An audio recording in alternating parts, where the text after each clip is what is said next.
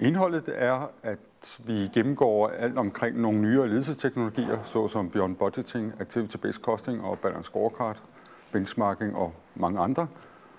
Ligesom at vi også prøver på at finde nogle skabeloner for, hvorledes kan man etablere den gode controller-funktion, og hvordan skal controlleren agere i forhold til resten af både organisationen internt, men også af eksterne kunder. Ambitionen er, at vi klæder kursisterne på til at kunne være meget mere strategiske businesspartnere, således at de forstår deres egen kunders behov og prøver på at være en værdiskabende element i deres kunders værdikæde. Konkrete eksempler kunne for eksempel være, at man spurgte sin salgsdirektør, om man reelt læste de 30 sider, man kommer med hver måned. Og hvis svaret er et nej, så må vi jo på den måde konkludere, at så har vi nok lagt lidt for meget i arbejde i rapporten, hvis den ikke er værdiskabende. Og så må vi eliminere det, der ikke er det, og så til gengæld bruge tiden på noget, som er mere værdiskabende for salgsdirektøren i det her tilfælde. Mange har jo lært noget nyt omkring ledelsesteknologierne, hvis de ikke har haft det på universitetet eller handelshøjskolen i forvejen. Ellers er det jo nok lige så meget en brush-up.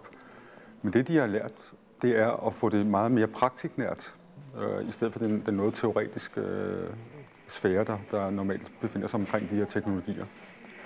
Og så har de lært, at de ikke bare skal sidde bag deres skrivebordsskærm og lave tingene, men de faktisk skal ud i terrænet, ud til deres organisation og få noget forretningsforståelse.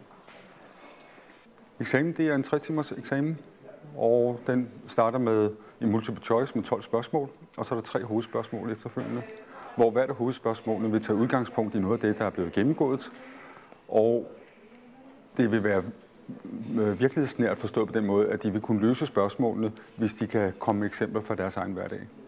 Og så bliver den bedømt efter en bestået, ikke bestået. Ja, jeg kan i hvert fald huske, at der er nogen, som er meldt tilbage efterfølgende og har sagt, at nu har de prøvet at gøre det, som de rent faktisk er blevet lidt indstuderet i på kurset. Og det har været med stor succes.